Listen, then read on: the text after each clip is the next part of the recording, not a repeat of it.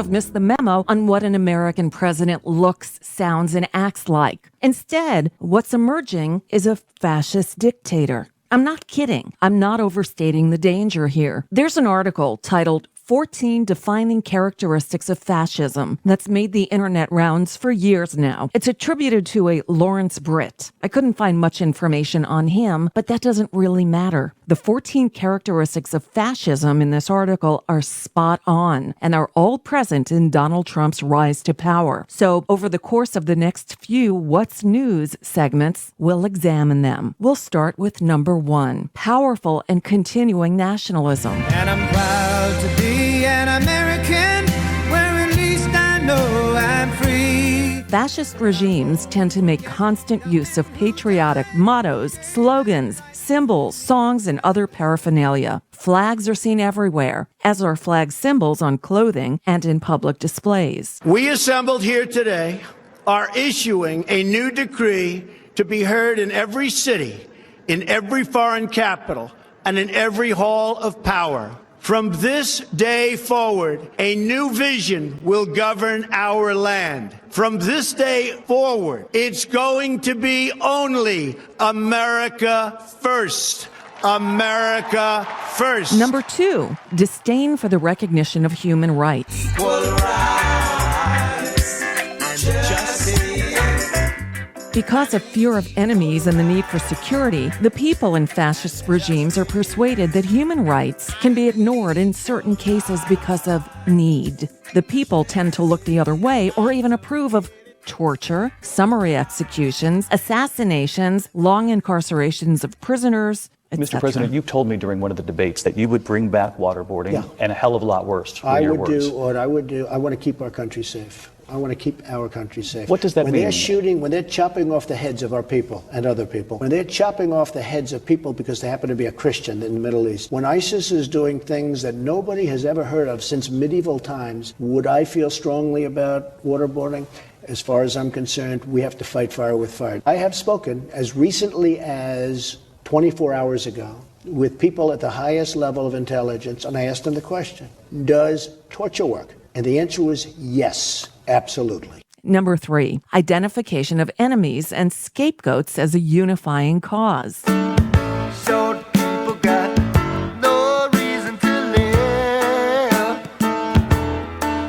They got little hands, little eyes, to walk around telling great big lies. The people are rallied into a unifying patriotic frenzy over the need to eliminate a perceived common threat or foe. Racial, ethnic, or religious minorities, liberals, communists, socialists, terrorists. You got the idea? Donald J. Trump is calling for a total and complete shutdown of Muslims entering the United States. Number 4, supremacy of the military. Yeah. What is it good for? Absolutely nothing. Even when there are widespread domestic problems, the military is given a disproportionate amount of government funding, and the domestic agenda is neglected. Soldiers and military service are glamorized. We're going to build up our great military. We're going to build it up. We're going to strengthen our borders. We're going to do things that haven't been done for our country for many, many decades. It's going to change. I promise you, it's going to change. Number 5, rampant sexism. Grab him by the pussy.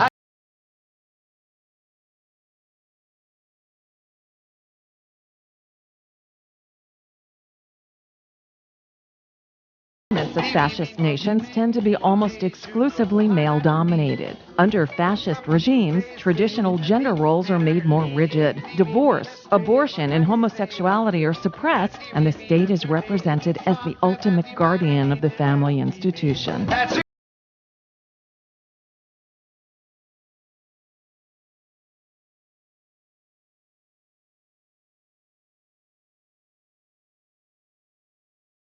Number 6, controlled mass media. Well, I got nothing against the press. They wouldn't print it if it wasn't true. As you know, I have a running war with the media. They are among the most dishonest human beings on earth. I get up this morning, I turn on one of the networks, and they show an empty field. I said, wait a minute, I made a speech. I looked out. The field was, it looked like 1.5 million people. They showed a field where there were practically nobody standing. A reminder that the president's top aide just told the New York Times that the press should keep its mouth shut. No. Sometimes the media is directly controlled by the government, but in other cases, the media is indirectly controlled by government regulation or sympathetic media spokespeople and executives.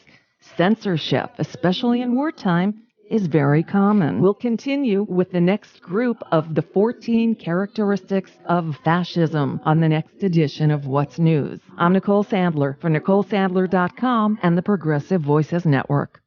Mary had a little man.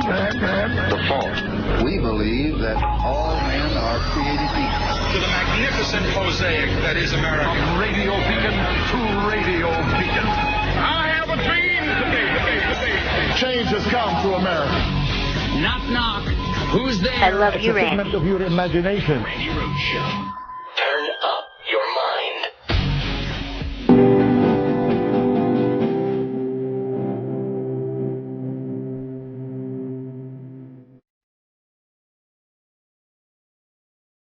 Really? That?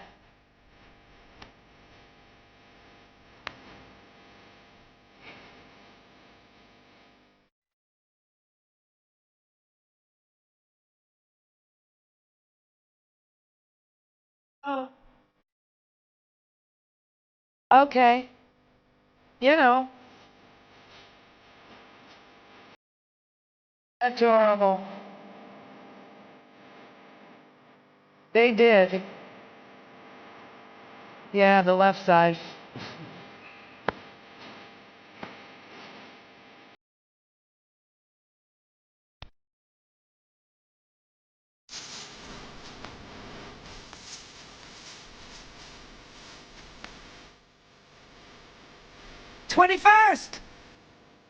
I am.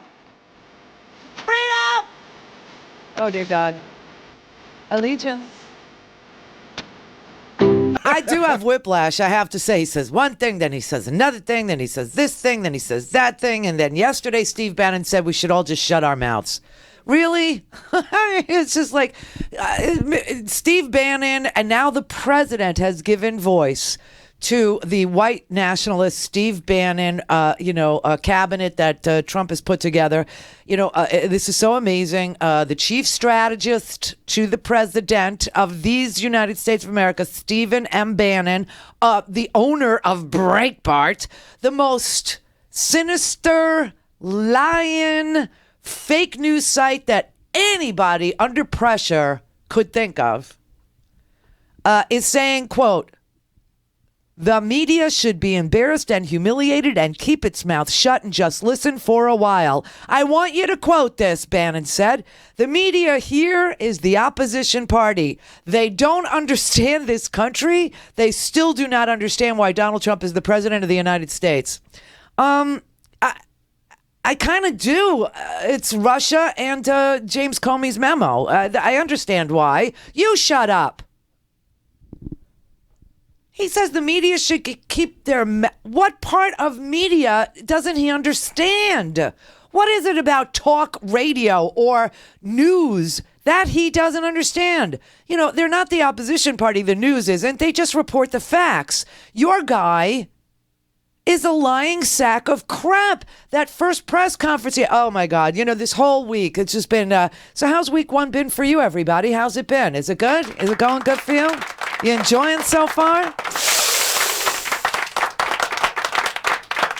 Oh my God, I tell you, listening to Donald Trump this week was like listening to a ranting, drunk barfly at the end of the night. Except, his breath is probably better because of all the damn Tic Tacs, right? I just, I can't stand this man. Everybody I talk to can't stand this man. I have spoken to, everybody says, oh, my relatives in this, and they love him. And who are these people? They're fewer and fewer and further in between now. 36% of America, 36% approves of anything this man has done or said. This is crazy. This is just, it's like, it's almost a pointless activity to listen to Donald Trump. Do you understand this? Except that he's the president. of these United States. He really is, and he has all the power that goes with that title is his. But he says we still don't understand why Donald Trump is the president. Yes, we do. The Russians and the FBI. Next question. Oh my God! Some people think God is punishing us. That's true. There are those out there, and some people just think that the universe is one big joke. I still want to think we're dreaming, and I'll wake up from this.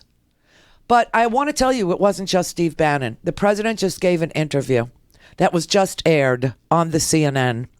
I don't know if I could. Can I capture? Well, I know I have the audio, so I'm going to play you the audio. I should have the video, but I don't know. But I do have the audio. So here, listen to this. I think the media is the opposition party in many ways, and I think that.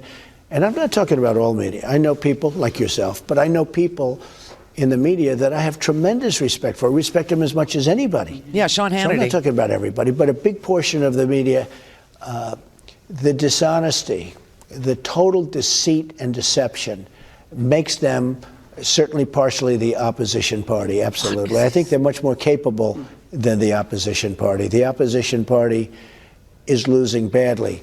Now, the media is on the opposition's party's side. Are you kidding And I me? actually said to myself, I say, they treat me so unfairly, it's hard to believe that I won. But the fortunate thing about me is I have a big voice. I have a voice that people understand. And you see it now. We're bringing back jobs. Ford is making a massive investment now in Michigan.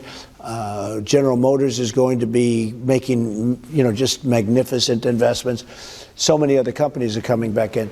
But yeah, the media is a disgrace. And they've called me wrong from the beginning. I mean, New York Times has called me wrong from the beginning. You are wrong. They actually apologized to their readers. They lost a lot of subscriptions because, oh my God, not because the readers even like me. They said, how inaccurate could you be? Because if you read the New York Times, there was no chance that Trump was going to win. And yet we'd go out there and I'd feel I was going to win based on the crowds. You saw the crowds better than anybody. Oh no, so not the crowds. So it's a very interesting fact. Okay, it's not a fact. The readership of the New York Times has increased tenfold since this man has been inaugurated, okay? I mean, I don't know. He can't stop. He can't help himself. Carl Bernstein was asked to comment about this, First of all, could I just say the media is not an opposition party. The media is the fourth estate. It is an essential part of democracy, small d democracy, to shut up in response to anything that this president is doing would be a disservice to democracy. The media is protected in the First Amendment of the Constitution, not the 25th, the first, the very first, because everybody understood that a free press was necessary in order for us to be able to self-govern. Okay, the media is here to tell the truth, and they will continue to do so regardless of how badly he wants his propaganda machine to be parroted. He wants an alternative fact or a fact-free universe in which to operate, and the media will never ever give that to him. They already have Fox News. If you want alternative facts and you want an alternative world and you want alternative, like fake faux news, you got your Breitbart over here, you got your Fox News over there. Everybody gets who is lying and who is not. And we know he's alone in that White House, which is just a creepy, horrible thought, sitting there not listening to any comments from the American people or his family because they're not with him. And he's sitting there watching television and tweeting the false information that's being put forward by Bill O'Reilly, Fox News, and giving interviews to Sean Hannity, who is saying that torture should be brought back. Yes, Mr. President, you're right. We should torture people. I mean, what if a kid was kidnapped and the clock was ticking? Wouldn't you take that person and waterboard them to find out where the child is? That makes no sense. If a kidnapper has your kid, how are you finding that person? To waterboard them, Sean. You're a moron. This is idiotic conversation. However, Carl Bernstein was asked to weigh in, and he summed it up. I say it's a pointless exercise to listen to anything he says as being true, but Bernstein just summed it up in one word. This is sad. It's sad. This is sad. It's regrettable. this attempt to make the conduct of the press the issue in this country instead of the conduct of the President of the United States. I would hope that the President will back off from this. President Trump has won a great, remarkable victory in coming to the office of the presidency, and we have reported on the nature of that great and remarkable victory and giving him remarkable credit for what he has pulled off in this election and becoming the President of the United States. It's just counterfactual. But start with that.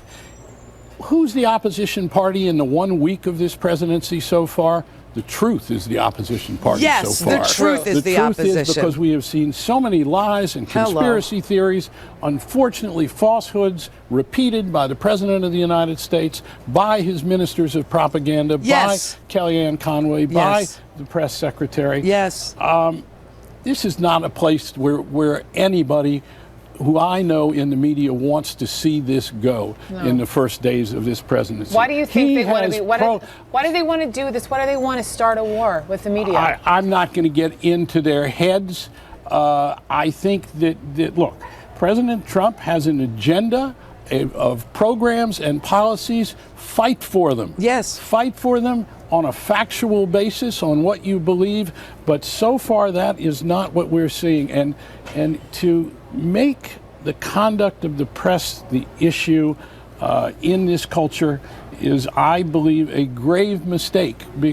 It is a grave mistake. It's a huge mistake. It's a terrible mistake to not make his lies front and center news and instead to put the media on trial is ridiculous. So the inaugural proceedings were intentionally framed in a way, in one particular tweet, to minimize the enormous support that had gathered on the National Mall.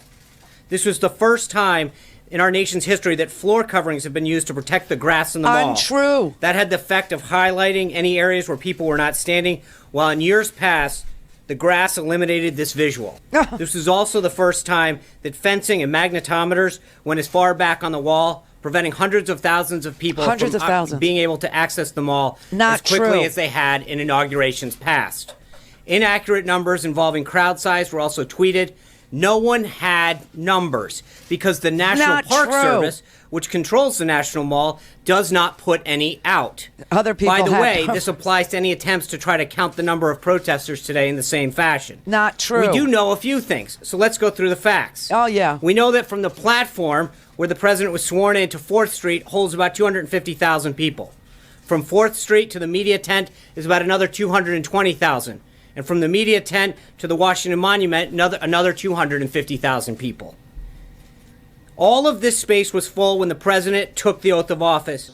It looked like 1.5 million people, whatever it was.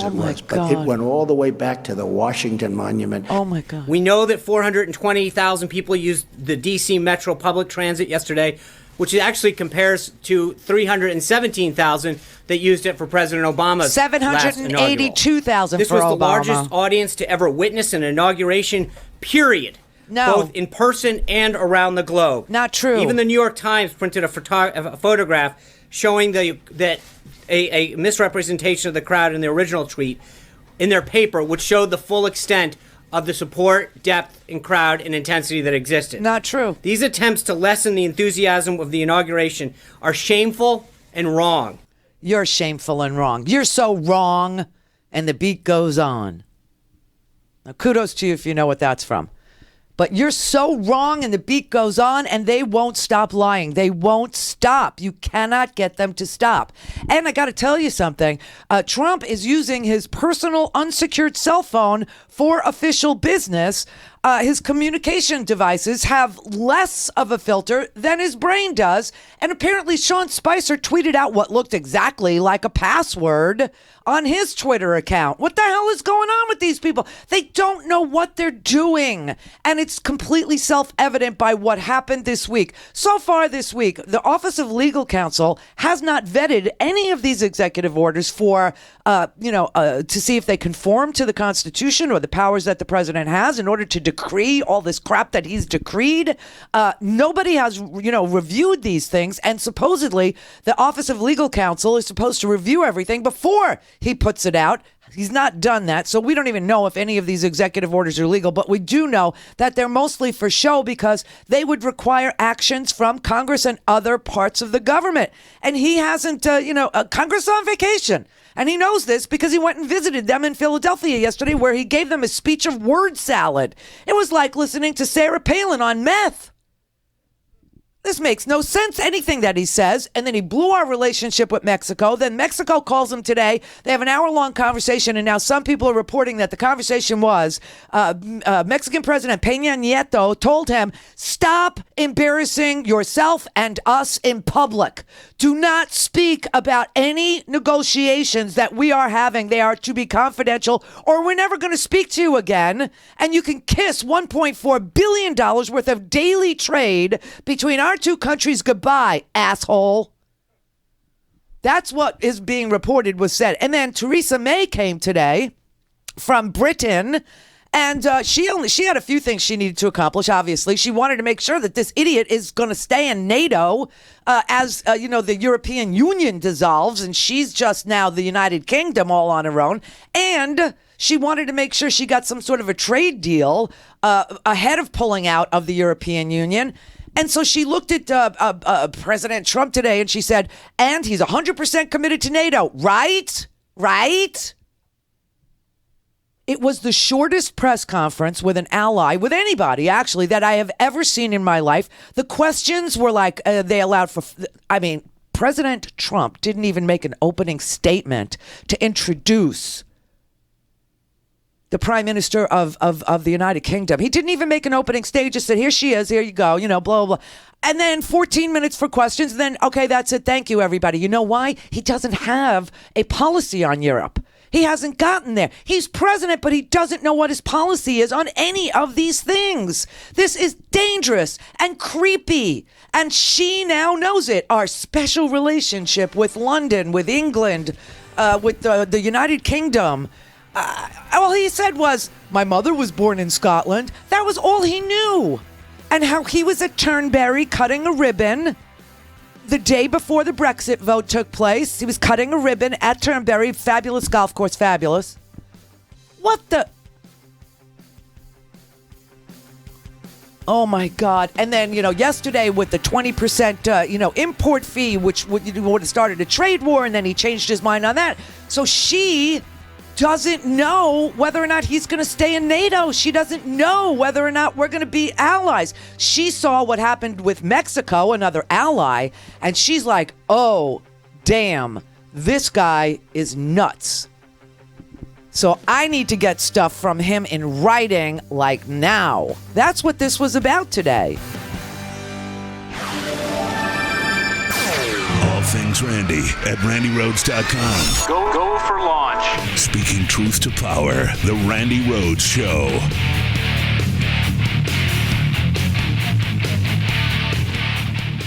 Now that Trump's on his way to the White House, how long do you think it's going to take him and his Wall Street cronies to completely wreck our economy? This Trump administration is greedy, full of avarice, and awful, and the damage they're going to do to the economy will become legend. They are going to make the financial crisis of 2008 look like a pool party. And once again, working class Americans, you're going to get soaked. And that's why now more than ever, it's time to diversify your investment portfolio. Gold's low correlation with stocks and bonds can help you in times of uncertainty.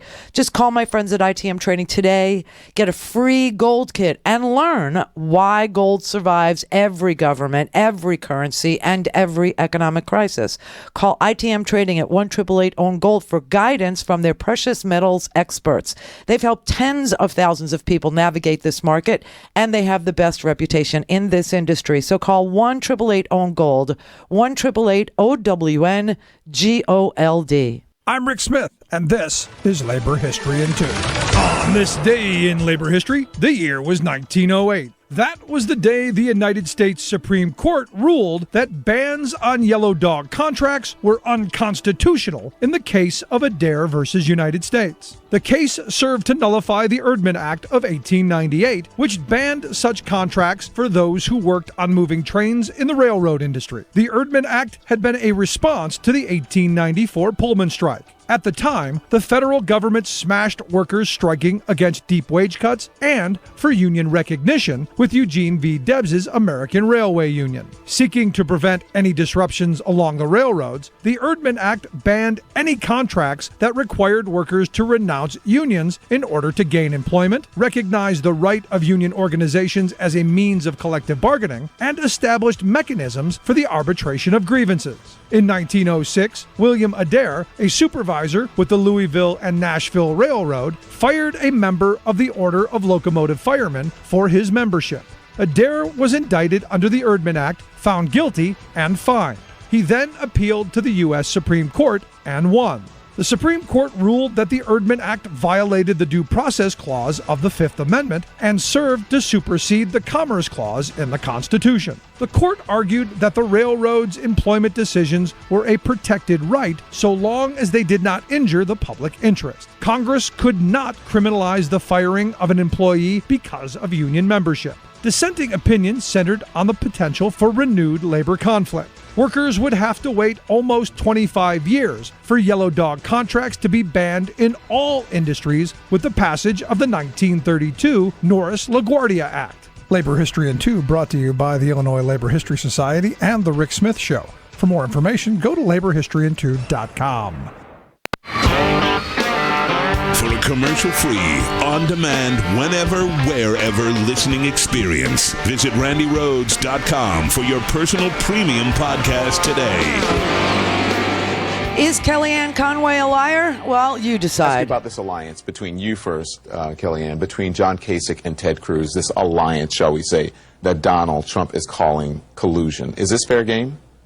Are they playing by the rules here? Oh, absolutely. It's completely transparent. Donald Trump's tax returns aren't. I'd like to see those be transparent. I mean, this was done in the light of day, and basically it affects 3 states, Oregon and New Mexico, that Mr. Kasich, Governor Kasich, will now go, I guess, and campaign in, and Indiana, where Ted Cruz is far ahead of John Kasich in a 3-way race, and which is a very important state. It's winner-take-all by congressional district. He's saying to unify the party, both of them should quit. That would be the unifying strategy. That's what Donald Trump says. I'm sure he would like them to quit because he should have had this nomination wrapped up at least a month ago. And I think instead of worrying about them and insulting them as lying Ted and John Kasich, who eats like a slob, and everything else that was said today, which is fairly unpresidential, then I think he should just ignore them. I mean, if he wasn't worried about them, why not just ignore these 2 people he thinks aren't actual competitors? I actually think they got under his skin today. Thank you, Media Matters. There's a whole compilation of Kellyanne Conway lying when she was working for Ted Cruz, saying, I would like to see the president's tax returns. That's what it's not transparent. And he's very unpresidential. And why isn't he, why is he saying that, he's going to win when he hasn't wrapped up the... This girl is a propagandist for hire, and the media is starting to call her out as exactly that. They are showing you that whoever pays her gets her full dark juju magic, all over the media, which involves just twisting stories, lying, and attacking whoever isn't paying you.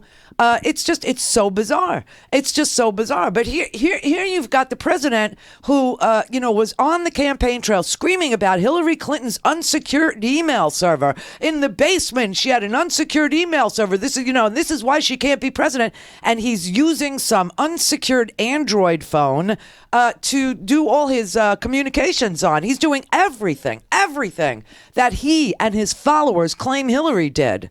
So will it turn out in the end that Trump is running I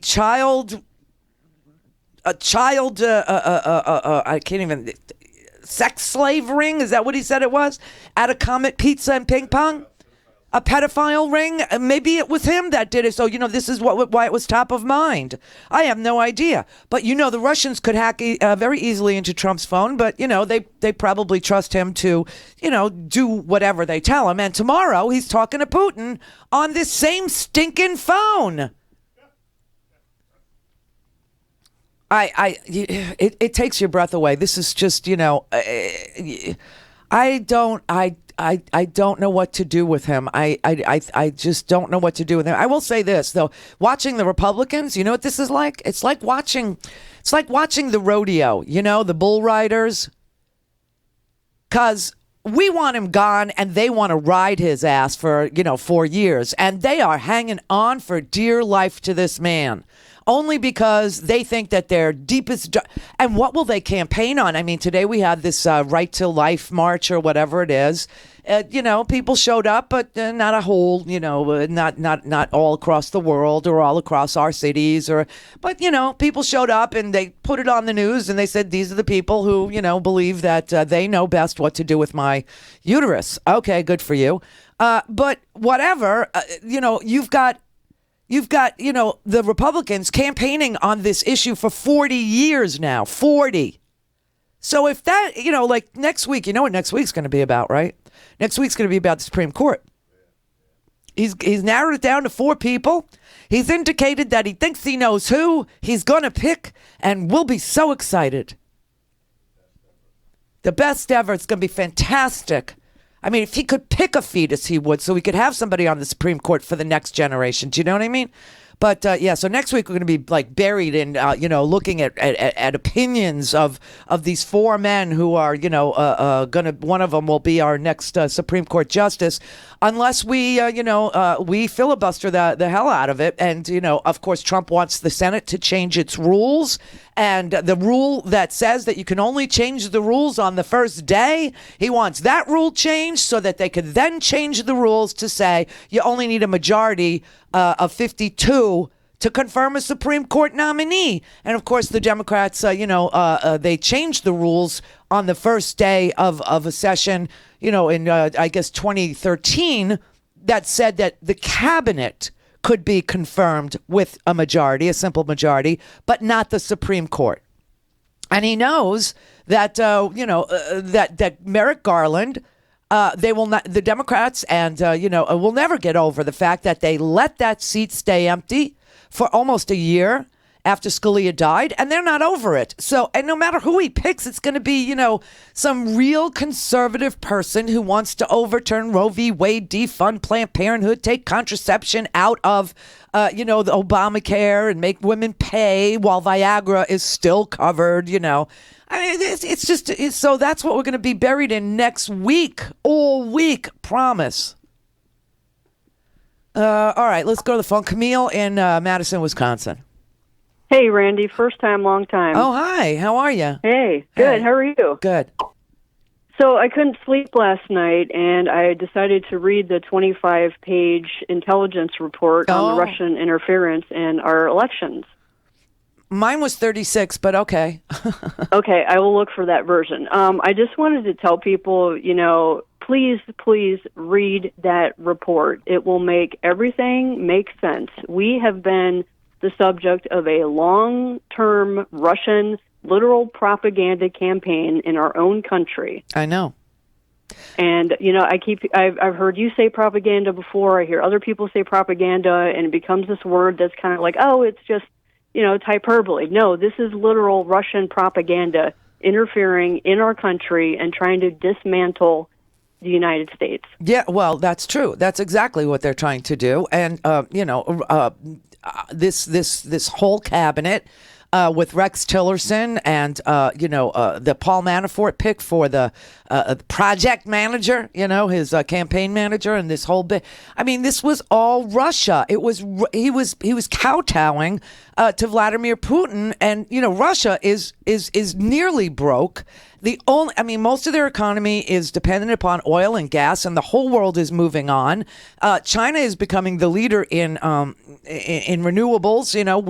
We've done a nice job under Obama, but now the EPA has been taken over by people that Scott Pruitt, who is suing the EPA. I mean, it's so amazing when you make a little diagram of who all these people are and what they want. That this is an oil and gas. Somebody asked me if I thought the Koch brothers had anything to do with it. I was watching that Melania meme that everybody saw. Did you see it when he turned around and talked to her? She smiled in his face. And then as soon as he turns away, she looks like she wants to rip his head off. Well, what's really important about that photo, about that video, is if you see a blonde woman with bangs, like a platinum blonde woman with bangs, that's Mrs. Koch. I mean, that's, no, not Mrs. Koch. That's, what's her name? Mrs. Oh, Howard, what's the name of the guy that wants to, the casino guy, the old guy, the real Sheldon Adelson. It's Sheldon Adelson's wife standing there. Oh my God! I know. It's such a strange. I mean, they purchased themselves a president, is what they did. The Koch brothers want oil and gas. Everything he says is agitprop. Everything he says, and the Russians do own him. And that this is why today, when Theresa May was here, I don't know if you caught this, but they asked her a question about the sanctions on Russia after they invaded Ukraine and annexed Crimea. And she said, we will not be taking sanctions off of Russia until they comport with the Minsk agreement, which is an agreement that they want to see followed, saying that they will release Crimea and that they will not invade their neighbors like Georgia and Ukraine and all that. And she said, and until they do that, we will not roll back sanctions. And of course, President Trump is like, yeah, well, we could roll back sanctions. We could, if that happens and we pull out of NATO. Which, by the way, the Republican platform, I don't know if remember this. I think if I say it, you will. Do you remember when they were drafting the Republican platform? There was something in there that said that that Vladimir Putin would have sanctions on him as long as he, stayed in possession of Crimea, and that we would remain in NATO to protect the people, of Lithuania. And he took that out of the platform. On behalf, I didn't realize that. Yeah, on behalf of Russia. What more could he do for them but pull out of NATO and put a plank in the platform of the Republican Party saying that we will not defend our allies if Russia invades them? Wow. Yeah, I mean, look, this guy is the Manchurian candidate. I think this is what we're all groping, to say. That we've seen, we've heard that Obama was a secret Muslim, and all the things that Obama and you now have the original birther. Who would even think of saying that a president was acting on behalf of a hostile adversary?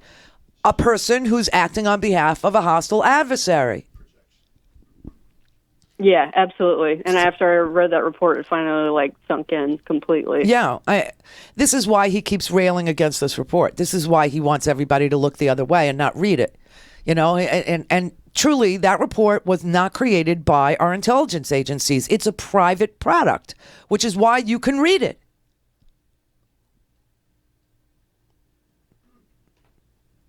Garrick in Ridgecrest, California. Randi, this man is going to get us in a war. I would say happy Friday, you bastards, but I can't even be happy. We know. We've seen this movie before. Yeah. This is the Bush administration, the remix. Oh, this is worse than the Bush administration because, the Bush administration went to war with Afghanistan and Iraq. This man is going to, take on our allies. That's crazy. Oh, yeah, because we're finding out more and more every day how bad Hillary Clinton was cheated. Am I allowed to cuss? Yeah. Randi, Trump rode Putin's dick so bad in this election, I'm surprised he didn't get pregnant. All right. I'm serious, because I don't see how these Republicans can even hang their head in pride. We know that they cheated. It's looking very obvious. Well, how did they? I mean, I know there was voter suppression, huge amounts of it. There was voter suppression. We're seeing about the CIA report. I mean, more and more every day that comes out. I mean, I'm getting so much knowledge from you what to look up. I can't even believe this even happened. In a way, I can believe it happened, but in a way, there just was no boundaries. They had no shame. They were going to win at all costs. Yes, absolutely. And he's also absolutely. He's also going to let Putin invade any country he wants. He's not telling. That's why he doesn't want to sign that NATO treaty. He's going to rip it up. No, he probably will let Putin do whatever he wants, and we'll know. We'll know after the weekend. I mean, they're going to have their phone call tomorrow. We won't really. I mean, there will be a readout of what they discussed on the phone if he allows. A readout to be created. That's very typical in, foreign relations. But, of course, this man just fired the senior management people at the State Department. So I don't know, who's going to be on that phone call. I have no idea. Don't be surprised. Won't be surprised you find out Julian Assange is on there, too. Because that was Putin's mole. A lot of these people from the hard left don't want to admit it. Julian Assange was not their friend. Julian Assange right now, he was like their pet rattlesnake, and it bit them. They don't want to admit it. Well, I don't, all I could tell you is Julian Assange released all of these Russian-gotten documents. That's where they came from. And his explanation to everybody is, I don't care who the source is. I don't even check. That's what his position is. Mm-hmm. Yep, but people are now finding out, though, protest voting and not voting, because this is what cost us. And we have really a Manchurian candidate, and the sad part about it is, this man is a cleaned-up white supremacist. That's all he is. Well, he is. He's definitely a person that, has said incredibly racist, bigoted, horrendous, misogynistic things. And people who supported him were supporting that. And they're getting exactly... Oh, yeah. But as a black man, But I think that there was a good chunk of those people that really thought that this was just a campaign and that it would stop and he would become so presidential, as he told them. But now they're seeing that that what Hillary said is there really is only one Donald Trump. He's never going to change. This is him. I keep looking for the other Donald Trump. There is no other Donald Trump. Just know that. She was trying to tell us that. Nobody wanted to believe her because he kept calling her a liar. Everybody bought into it, that she was just the worst piece of crap ever to come down the pike. And the truth is, she was the truth teller in all of this. And he's doing the same thing she did on unsecured phones and the tweeting and the conducting his business. Oh, yeah. And Sean Spicer is tweeting out passwords. God only knows what that leads to. But, it's the long password. It's the, like the K9VX1234999. He's literally making mistakes and tweeting out, confidential passwords. It's an amazing presidency. It's such a clown car. The campaign was a clown car, but everybody thought, well, it's just a campaign and he'll become... No, he's never... What you saw is a con man, and that's what you got. Nicholas in San Cristobal, Mexico. Oh, wow. Randy? Yeah. First, from a 70-year-old uber left guy, God bless you, woman, for all you're doing. You are saving my life down here in southern Mexico, all the way down near Guatemala, in uber liberal San Cristobal de las Casas, the home of the Zapatista Revolution. Oh, wow. And, yeah, I mean, serious liberal thinking down here. Thank God, or I wouldn't be living here.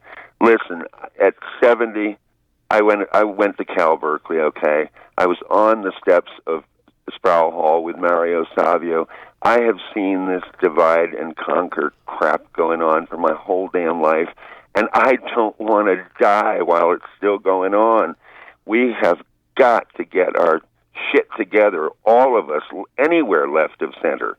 I'll take even center at this point, And we have got to stop allowing this. Yeah. We outnumber them by gazillions. It's a fraudulent system. We know it. We get it. It's time to stop pissing and moaning about it, man. We have got to unite, or we will be screwed to this wall of indecency for frickin' ever. Well, I got this really... I could go on. I know. Well, of course. But I got this really cool idea from a listener of mine who, our listeners, like you, read a lot of things. Right. And so one of my listeners was reading Teen Vogue. Isn't that interesting? And in Teen Vogue, the millennials wrote an article called White House Inc. connects callers to Trump businesses while White House comment line is closed. And it's a little story that was written by Emma Sarin Webster, who noticed that when you call the White House, the number there is 202-456-1111.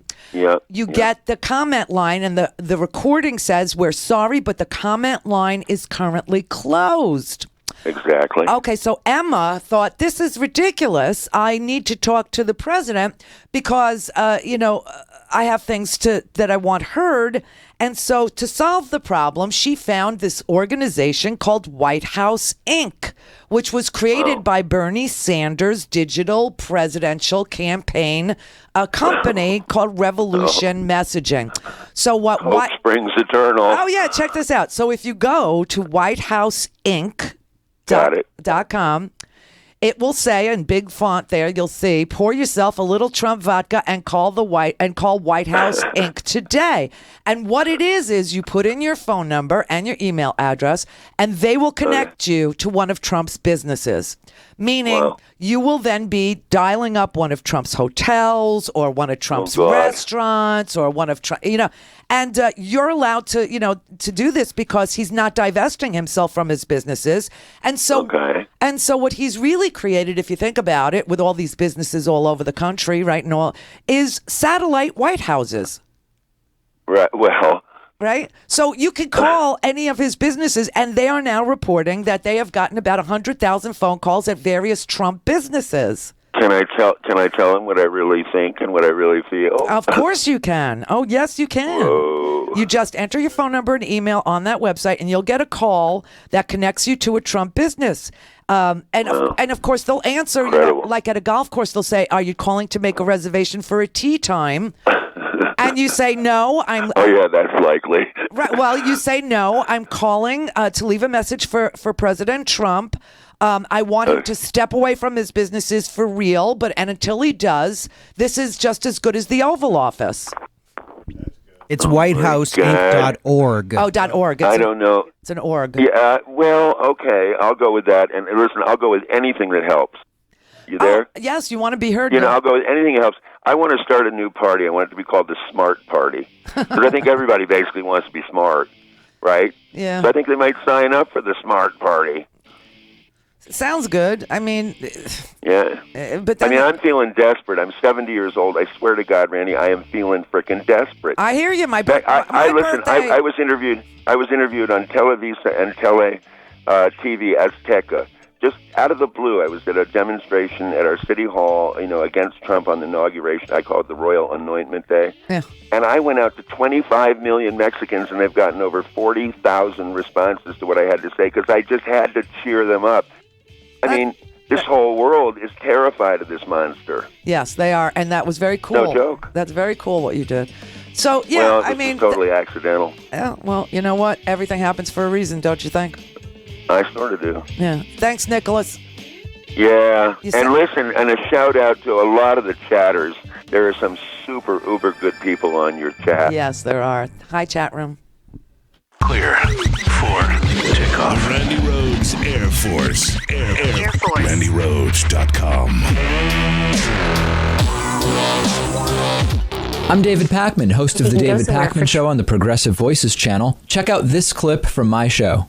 Okay, brace yourselves. In his first 3 days as president, Trump lied 5 times in what I would consider a big league way. There's lots of little lies that we don't even have time for today, but already 5 major lies from Trump. And what's scary about this is that a lot of the lies are about really mundane, disprovable stuff. So as President Trump, here is a list of Donald Trump's lies so far since his inauguration on January 20th. Number 1, he said that God prevented rain. It's already crazy, Pat. He said that God prevented rain during his inauguration speech. It's actually not true. Quite the opposite is true. The rain started as Trump started his speech. I guess we could also call it alternate sunshine. It wasn't rain. It was alternative sunshine or something like that. Choosing to lie about the weather of a televised event. Yeah, you're sort of going out on a limb there, aren't you? I love how it's a lie, not because he uses God to support his claims, but just on the fact that it was raining during his speech. Of course, yeah. Then we could say, well, does God really control the weather? Number 2, the inauguration crowd stretched to the Washington Monument. That's been completely debunked and untrue.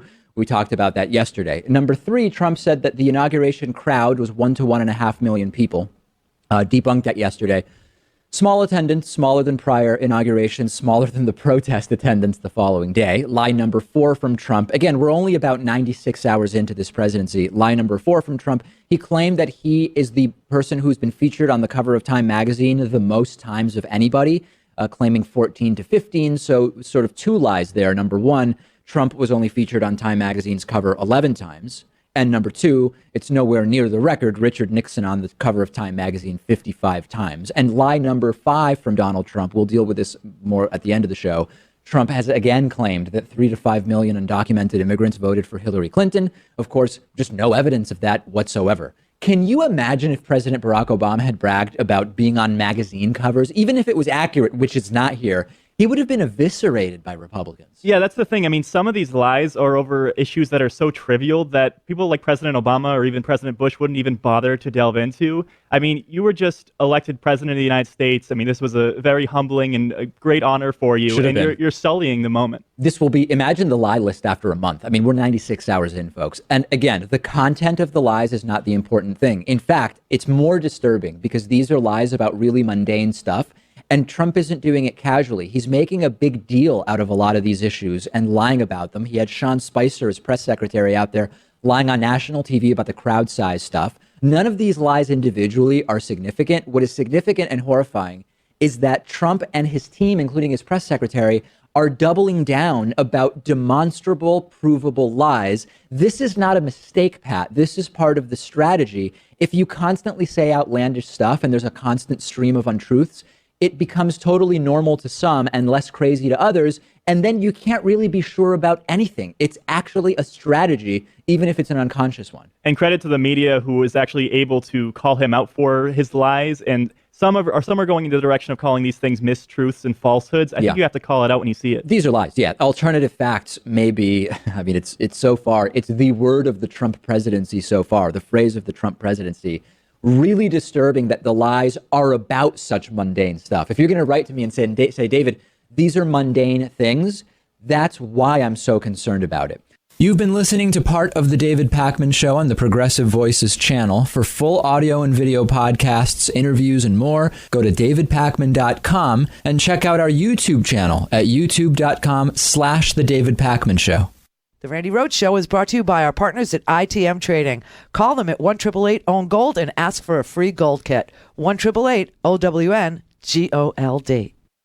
The Randi Rhodes Air Force. The Randi Rhodes Show is live on RandiRhodes.com and the free Progressive Voices app for Android and iOS. Visit the App Store or ProgressiveVoices.com now. You can't handle the truth. Debates are fraught with peril because now the question is going to be about these Trump victims. The reason the messaging has gotten better since Alex's barn bird of an article 2 weeks ago is they're starting to talk about victims of Trump University, victims of Trump in Atlantic City. Before that, it was his conservative apostasies. Now it's actually you're for the little guy, but you've built your business on the backs of the little guy. Yeah. She's such a liar. She's such a hired liar. Liar for pay. A propaganda mistress. A propaganda madam, whatever you want to call her.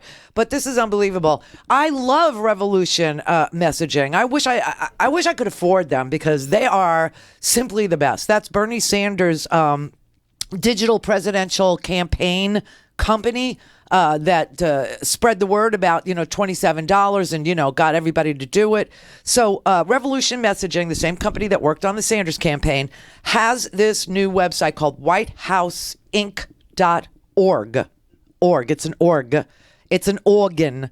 So WhiteHouseInc.org, and you put your phone number and your email address in, and they will call you back and connect you to one of the businesses Trump runs, like a golf course or a restaurant or one of his hotels. And you will be speaking to the front desk, and they'll ask you, are you calling for a reservation? Are you calling for a tea time? And you can tell them, no, you are a satellite White House because this president will not divest himself. So therefore, you are just as good as the White House, and we're going to keep on calling until he divests himself or releases his tax returns or stops lying or whatever your issue is. You can say, anything you want make yourself heard because the White House comments line is closed. Also, for our previous caller in Mexico, the Spanish version of whitehouse.gov is gone. You must speak English to read the lies on whitehouse.gov. Rudy in Nevada. A couple of things about. I'm sorry, I have pneumonia. Well, Obamacare saved my life. So there. Oh. About Kellyanne Conway. Yes. Out on the street here, when you pay a woman to do and say whatever you want, we call them whores. But that's nice. I call them sex workers. Yeah, excuse me, 1,000 pardons. And then this is the second point, but I got a third one. Remember when Obama, I think it was in 2013 when he won the re-election, that Republican retreat, he walked in there alone with no notes, and he talked to those guys for 3 hours, and they couldn't. Do you remember this? It was on C-SPAN. It was wonderful. He stood there and he just took all their questions and he beat them down. It was wonderful. Do you remember that? No. Anyway, he did. But here's why I called. Yes. You know, Mr. Vanity, Mr. Don't take a picture of my double chin, whatever. You know, I'm serious. This is a big deal. He's so vain. You know, when during the campaign, he turned around one time and I realized, my God, he's got male pattern baldness bigger than hell. Look at that. And then I realized the hair on top of his head is straight. The hair on the side's kind of wavy. And I remembered my brother got hair plugs. He got them from his son. And I thought, did he get his hair plugs from his daughter? And then I realized Donald Trump is bald like James Taylor bald. We need a picture of him out there, bald, the Chrome Dome Don, because it will just... It'll make his head explode. I know. You know, normally, if somebody was calling me with an idea like that, I would say, "Oh, that's so petty. That's so stupid. That's so, you know, it's so childish." But this is what gets under Donald Trump's skin. In fact, this is the crazy thing. When he was divorcing Ivana Divorce, remember her? When he was divorcing Ivana Divorce, in the divorce papers, it said that the reason why he beat her up.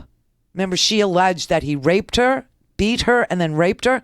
She said that the precursor to this, you know, violence was she had sent him to a doctor to do the scalp surgery on his hairline, and the doctor screwed it up. And that's why he had this meltdown and beat her up and then raped her. Because she had sent him to what he thought was a bad doctor for the hair plugs. So normally somebody would make a crack like this guy just did, you know, with pneumonia or whatever it is. And I would say, oh, you know, we don't have to be that, you know, when they go high, when they go low, we go. No, but that is the truth. That is the kind of thing that gets under his skin. And I promise you, playing Kellyanne Conway advocating for Ted Cruz and saying that Trump victimized all the people that went to his university, that Trump stiffed contractors and built his empire on the backs of little guys, that, you know, Trump is somebody whose taxes she would need to see in order to vote for him, that he's not transparent. This will get under his skin so hard, so bad, that I think Kellyanne Conway would lose her job. And I don't think Spicer is long for the, you know, for the door. Tweeting passwords? Really? This whole thing is such a mess and such a disaster and such a travesty and it's a nightmare that we're all in, that I wish we could just wake up. But, you know, that's why I said yesterday, I'm jealous of the Mexicans. They can walk away from him. We can't. The Randy Rhodes Show is live on RandyRhodes.com and the free Progressive Voices app for Android and iOS. Visit the App Store or ProgressiveVoices.com now.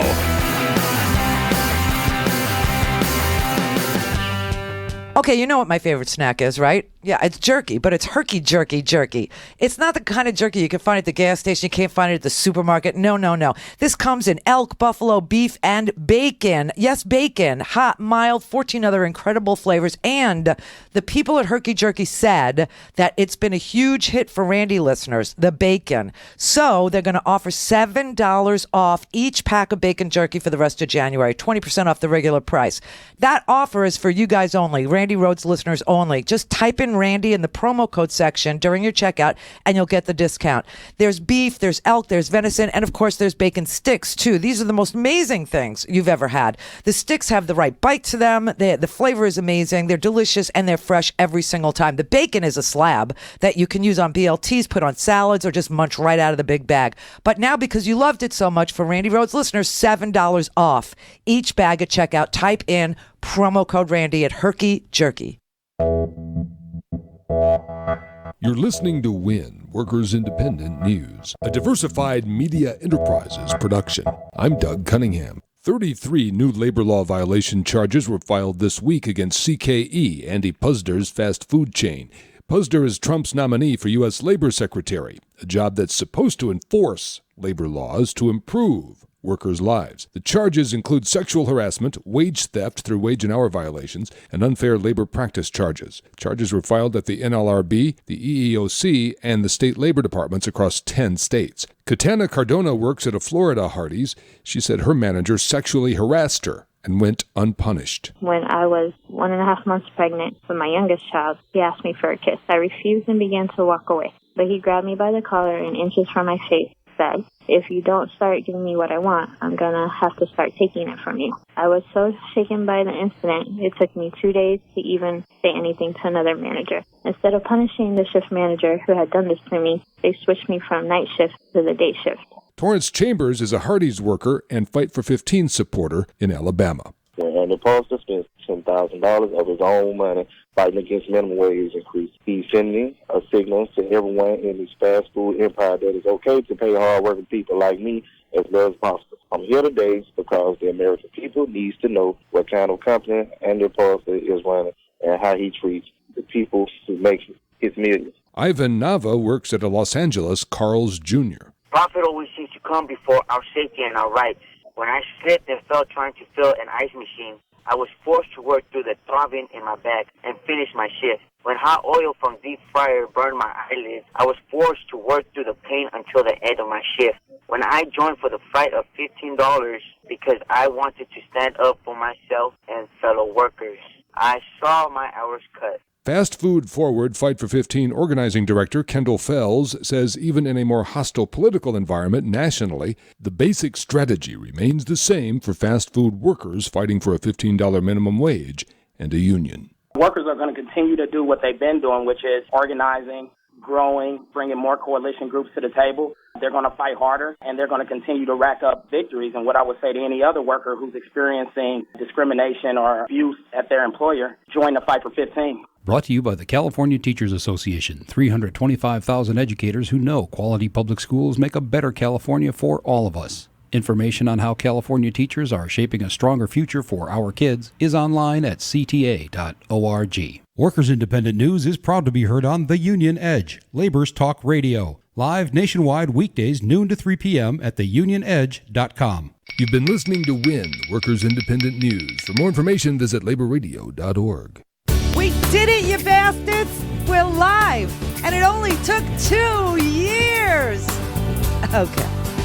All right. So we're back, we're live, and you're there, and we're here, and ain't that great?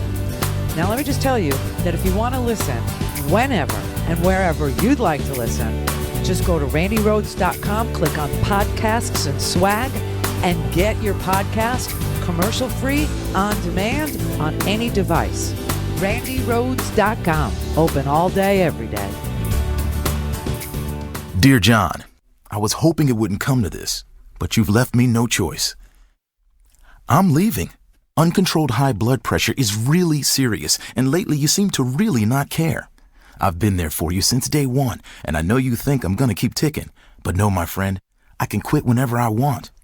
Why can't we get back to the good times, when we were more active and ate more healthy foods, and you checked on me every once in a while? Is that too much to ask? I don't want to leave, but unless you stop ignoring me, what else am I supposed to do? Remember, when I quit, you quit. Sincerely, your heart. Listen to your heart. Don't let it quit on you. Doing the minimum to control your high blood pressure isn't doing enough. High blood pressure can lead to a stroke, heart attack, or death. Get your blood pressure to a healthy range before it's too late. Find out how at heart.org/blood pressure. Check, change, control. A message from the American Heart Association, the American Stroke Association, and the Ad Council. Mary had a little man. The fault. We believe that all men are created equal. To the magnificent mosaic that is America. From radio beacon to radio beacon. I have a dream today. Change has come to America. Believe it. Knock, knock. Who's there? It's a figment of your imagination. Randy Rhodes Show. Turn up your mind. Explain you did not answer the question. Why did the president send out his press secretary, who's not just the spokesperson for Donald Trump, he also serves as the spokesperson for all of America at times. He speaks for all of the country at times. Why put him out there for the very first time in front of that podium to utter a provable falsehood. It's a small thing, but the first time he confronts the public, it's a falsehood? Chuck, I mean, if we're going to keep referring to our press secretary in those types of terms, I think that we're going to have to rethink our relationship here. I want to have a great open relationship with our press. But look what happened the day before, talking about falsehoods. We allowed the press to come into the Oval Office and witness President Trump signing executive orders. And of course, the Senate had just confirmed General Mattis and General Kelly to their 2 posts. And we allow the press in. And what happens almost immediately? A falsehood is told about removing the bust of Martin Luther King Jr. from the Oval Office. That's just flat out false. And the pool writer, it was corrected within Chuck, why was it said? Chuck, why was it said in the first place? Because everybody is so presumptively negative. The head of that reporter. That it's okay. No, excuse me. Oh, no. That reporter was writing on behalf of the press pool. That falsehood got spread 3,000 times before it was corrected. Excuse and me. It's it still does out not there. excuse, and you did not answer the question. I did answer your question. No, you did not. You did not answer the question of why the president asked the White House press secretary to come out in front of the podium for the first time and utter a falsehood. Why did he do that? It undermines the credibility of the entire White House press office on day one. Don't be so overly dramatic about it, Chuck. You're saying it's a falsehood, and they're giving Sean Spicer, our press secretary, gave alternative facts to that. But the point remains. Alternative facts? Alternative facts, 4 of the 5 facts he uttered. The one thing he got right was Zeke Miller. 4 of the 5 facts he uttered were just not true. Look, alternative facts are not facts. They're falsehoods. Chuck, do you think it's a fact or not that millions of people have lost their plans, their health insurance, and their... Oh, my God. So deflect, Kellyanne. I think you're a liar. We all think you're a liar. There is no question that everybody in this country thinks you're a liar. I think the principle, and it's chilling, seems to be that if the leader, the president, believes it, therefore it must be true. And on the question of the crowd size, Barack Obama's were bigger. End of discussion. That's reality. Secondly, this question of the illegal voting, it didn't happen. There was no widespread voter fraud. The investigation is the equivalent of a unicorn hunt paid for by all of our tax dollars. But truth matters. We look at our national charter. We hold these truths to be self-evident, that all men are created equal. And when truth becomes fungible, when we talk about alternate facts, and we no longer have an ability in this country to look at a red chair and say it's red, or a blue chair and say it's blue, that the ideology or the political purposes, and this is what Washington warned about, the danger of faction, that politics devolves to warring political tribes, and the word of the strong leader supersedes what you know to be true. In the book 1984, when Winston is asked by the party official to say, how many fingers am I holding up? It's 5 fingers. And Winston said 5, though he could only see 4. This is pernicious in a democracy, and I find it chilling, and I'm really at a personal level deeply disturbed by it. You know, I told you to read 1984. By the way, that was Steve Schmidt, the person who thought Sarah Palin was passable as vice president. Just saying. So that's Steve Schmidt, who ran John McCain's campaign. And now he's a pundit on MSNBC, along with Nicole Wallace, who didn't vote for John McCain, her own candidate, because Sarah Palin would be a heartbeat away from the presidency. And they made an entire movie about it.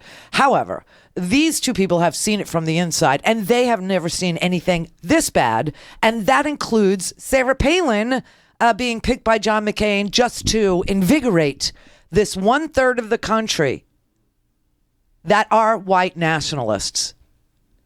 The real America, right? There's always going to be 1/3 of our country that wants to devolve into some pre-Civil War style government, that wants to have states' rights that allow for them to own other people. There's always going to be 1/3 of this country that was raised that way, that was taught that way, and that currently believes that they are entitled to own other people. They are entitled. And, you can't really sweat them. You have to govern for the other 2/3. Unfortunately, we have a president who's governing for them. And it's impossible for him to tell the truth because the truth is he is governing for a niche crowd. That's why I keep calling him the Duck Dynasty presidency. He's governing just like Duck Dynasty was niche programming. Now, if you look at Trump Tower, it's 58 stories. If you ask Donald Trump how many stories that building is, he says 68. This is why I keep saying you should get 1984 by George Orwell, which is one of the best books I ever read in my entire life. And you can read it in an afternoon. You truly could. If you had a day off and you started reading on the twilight early on, let's say Sunday morning, the most difficult morning, right, for everybody that has a life. Yeah. So if you started reading it on Sunday morning in the toilet instead of the Crate and Barrel catalog, and you just continued to sunset, you would be done with that book. And everything would become so clear to you what the 2-minute hate was and how we were always at war with Eurasia, except we weren't. And we were at war with Oceania, except we weren't. You know what I mean? And how people were tortured into accepting newspeak and doublespeak, which was newspeak and doublespeak for lies. You'll see, it's a brilliant book. It truly is. And then the next one you'll want to read is Brave New World, but it's not nearly as, symbiotic as the, this is a perfect comparison. This novel by George Orwell, 1984, and this presidency. I mean, he must have read this book. And I think he understands, how easy it is to manipulate people's minds and to threaten them into just going along to get along. And that is not who we are. We are not people who go along to get along. We are people who fight to right our country when it's wrong. Real patriotism has nothing to do with a person. It has nothing to do with the president. It has nothing to do with a general. It has nothing to do with the law. It has to do with your country. And when your country has been taken over by a madman, patriots fight back. There is no such thing as patriotism that supports an authoritarian figure or any man over the Constitution or any man who doesn't understand the Constitution in a position of power. A real patriot will fight tooth and nail to remove that person who does not understand our Constitution, does not understand that we are not a nation of men, but we are a nation of law. Anybody who governs us who doesn't understand that basic principle, or the First Amendment, freedom of assembly, that's why they can have their march today. I don't deny them their march. I deny them access to my uterus. But I don't deny them their opinion, and I don't deny their ability to assemble and organize and scream at the top of their lungs that which would make me scream at the top of mine in opposition. That's perfectly fine with me. In fact, I applaud it in a weird way. They're wrong, but, they're organized. But honest to God, man, that's what patriotism is. And people out there really do think that there's some sort of different patriotism that says the man is the mission of a patriot. No. It's not the man that's the mission of a patriot. Your government is what you stand by. Your nation is what you stand by. And people who trash our government, trash our nation, they do not belong in positions of power. And this man has blamed America first and only, while he's taking marching orders from foreign governments with whom his largesse depends upon. That's wrong, right there, that he won't divest. That's wrong. We shouldn't tolerate it. He keeps, issuing executive orders. You know something? This is my favorite thing. He issued some order today about extreme vetting. Extreme vetting. We should have that for a president, but we don't. But here's a little infographic. Put this up on the screen if you like. You could. I mean, you won't be able to read each step, but this is for refugee entry into the United States. Okay, I'm going to scroll through all the steps. First, there's an initial assessment. Biometrics, iris scans are collected.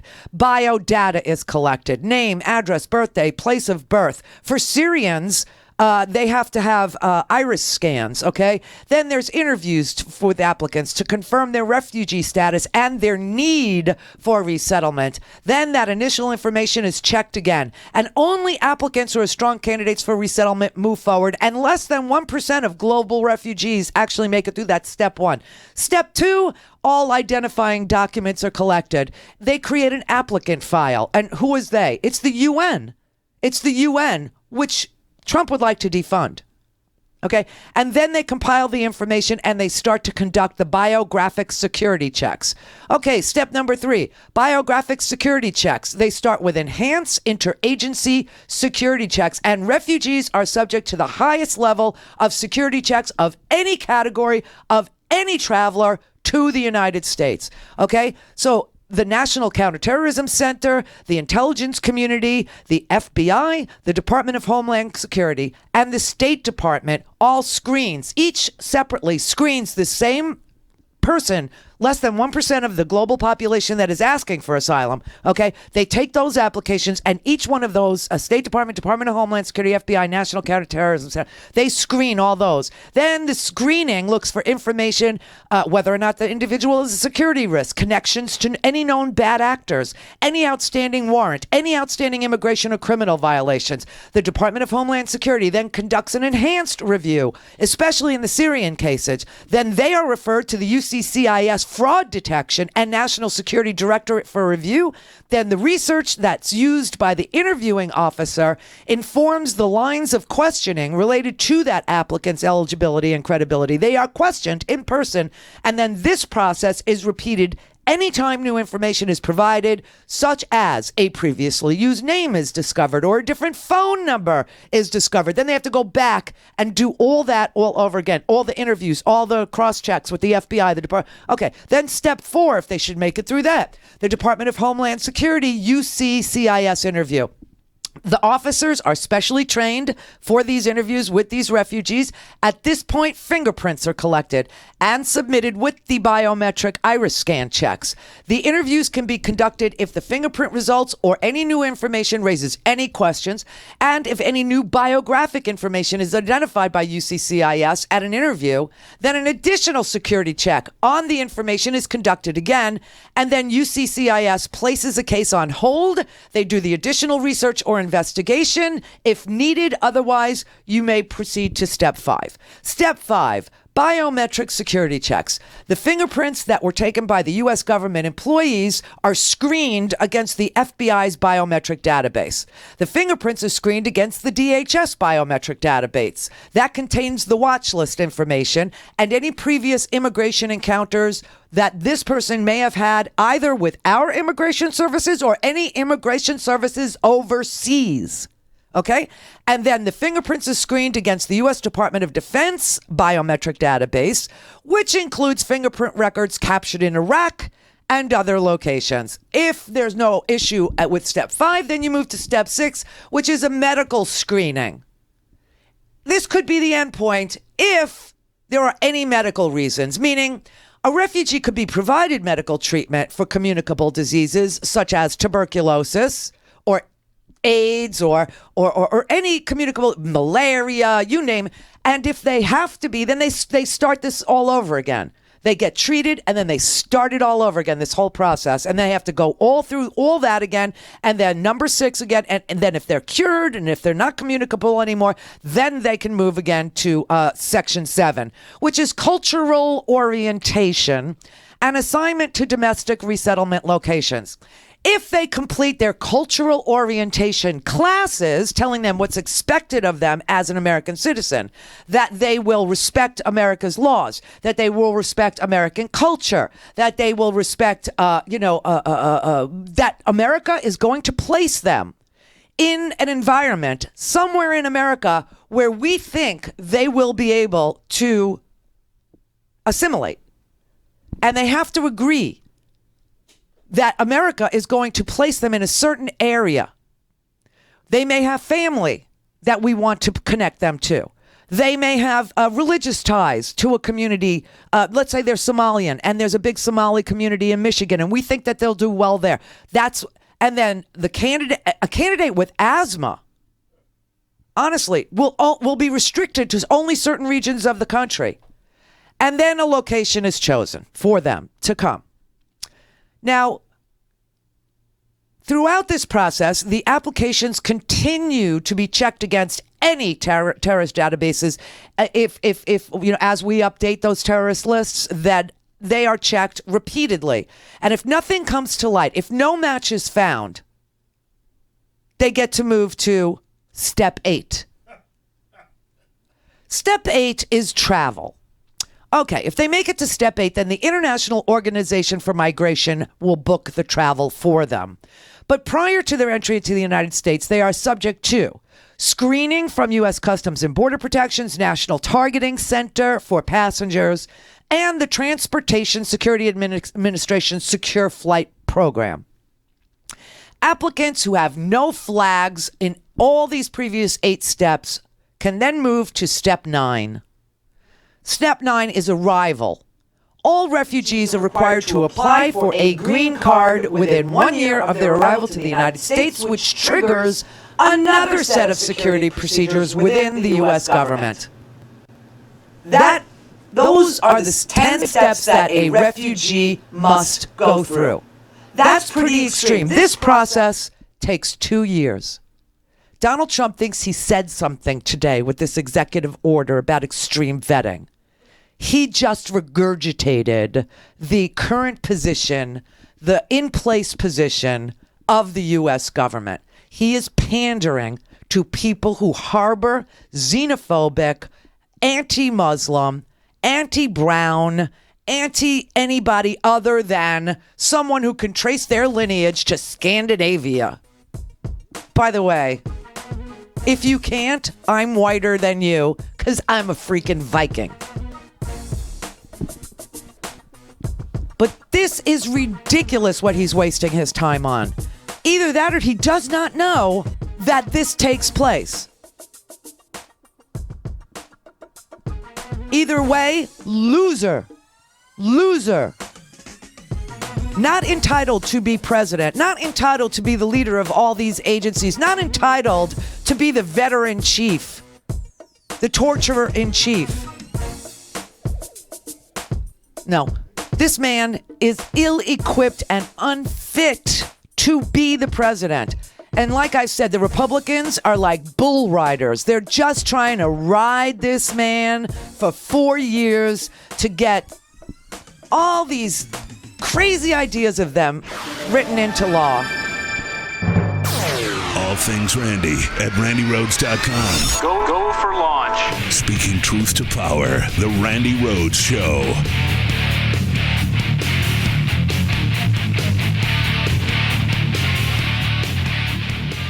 Now that Trump's on his way to the White House, how long do you think it's going to take him and his Wall Street cronies to completely wreck our economy? This Trump administration is greedy, full of avarice, and awful, and the damage they're going to do to the economy will become legend. They are going to make the financial crisis of 2008 look like a pool party. And once again, working class Americans, you're going to get soaked. And that's why now more than ever, it's time to diversify your investment portfolio. Gold's low correlation with stocks and bonds can help you in times of uncertainty. Just call my friends at ITM Trading today, get a free gold kit, and learn why gold survives every government, every currency, and every economic crisis. Call ITM Trading at 1-888-OWN-GOLD for guidance from their precious metals experts. They've helped tens of thousands of people navigate this market, and they have the best reputation in this industry. So call 1-888-OWN-GOLD, 1-888-OWN-GOLD.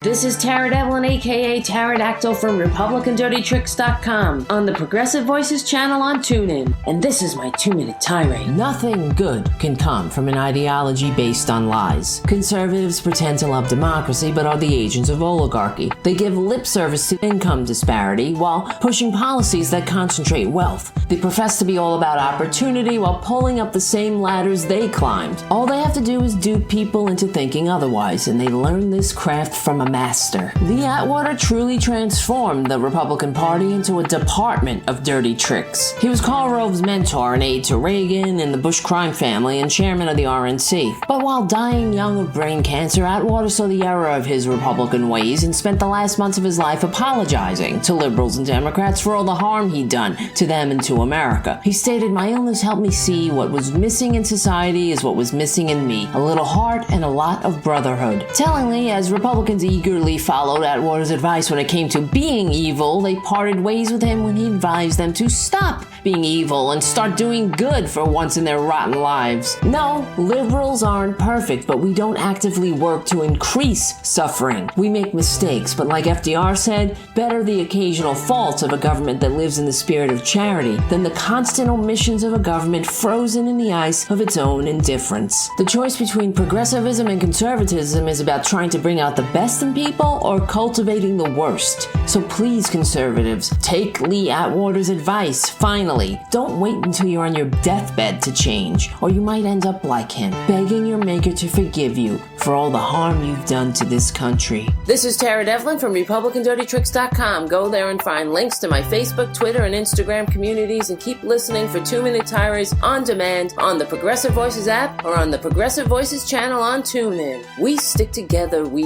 win.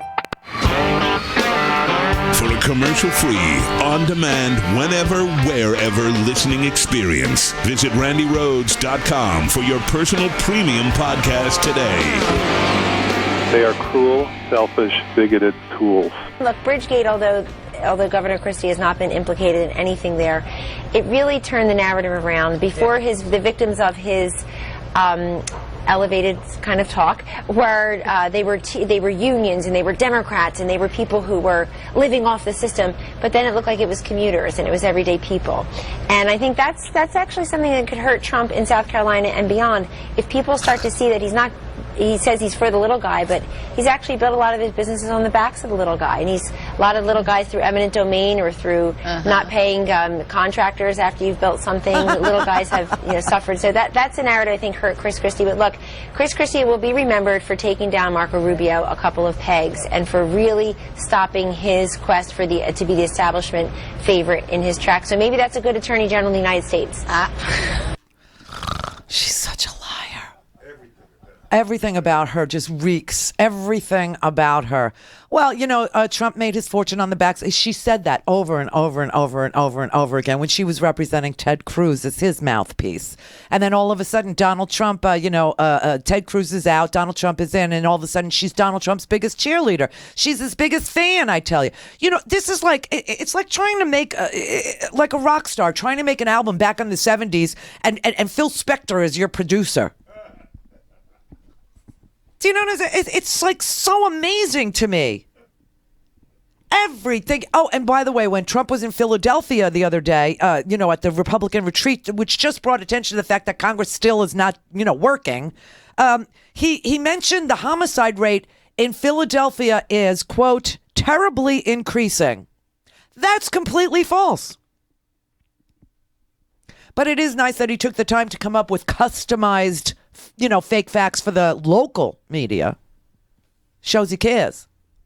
Created new lies just for the locals in Philly. I mean, this is just, wow. I have never, ever. I mean, Bush was just, he was not bright. And he ran around in a codpiece. And then he started wearing a bomber jacket all the time, because he was a war president. I'm a war president, that. I'm the commander guy. Yes, sir. Remember? But this is beyond where we ever thought we would get. We are now into full frontal fascism. True oligarchy, seriously copying the Russian model instead of insisting that Russia comport to our democracy. This is insanity. Marianne in Haddonfield. Hey, Randy. Hi. Can you hear me all right? Yeah, really good. Okay. I just want to put it out there because when you had your mom on last week, it was one of the most heart-wrenching and defining moments in our country. She has lived through all the things that we have just read about. And she was crying. And I lost my mom 6 months ago. And what you said is like every time I called her, she gave me a laugh. Yeah. Yeah, my mom is not in a good place, with this. She's always been, the person you go to if you want to get cheered up, you want to laugh a little bit, you want to, whatever is bothering you. You talk to her and you get off on a tangent and you forget your troubles for a while. She cannot stop crying. She can't believe that the country in her last years on this planet with me, that this country is going to be left with him, to me, and to her grandchild. She just cannot believe, all the things she's seen, all the things she's been through. My mother was called a communist when we lived in Brooklyn. That's kind of what the book is about. It's sort of a love letter to my mother. And, people want a radio book, which I think is really boring. But, writing about Loretta is hysterically funny. It's a great book.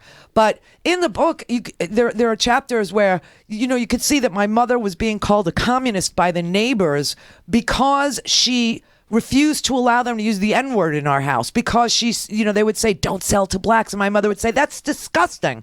Because when the schools got integrated, my mother was all for it. And and people would sit in my kitchen and they would say, oh, those kids are so stupid. They can't learn. Look at them. They're falling asleep at the desk. And my mother would say, that's because they have to get up at 4:30 in the morning and they bus them all across the town just to go to school with our kids. They're exhausted by the time school starts.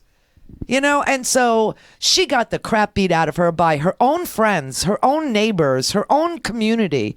And she stood firm. And everybody called her stupid, and everybody called her a liar, and everybody called her a communist. And she was right. And now she sees it going full circle again. She sees everything that she stood for, everything that she worked for, becoming okay to say in public again. When I heard her tears and when I heard everything that you said, you have a voice. And what is so insane, I just hope that, because it's dissolving so quickly, there are so many people out there on media and Twitter, they have no idea. I changed my entire life because I didn't want my mother in a home. And you said on air. Oh, I wouldn't go that far. I would put my mother in a home. No, you pay for her additional medical care.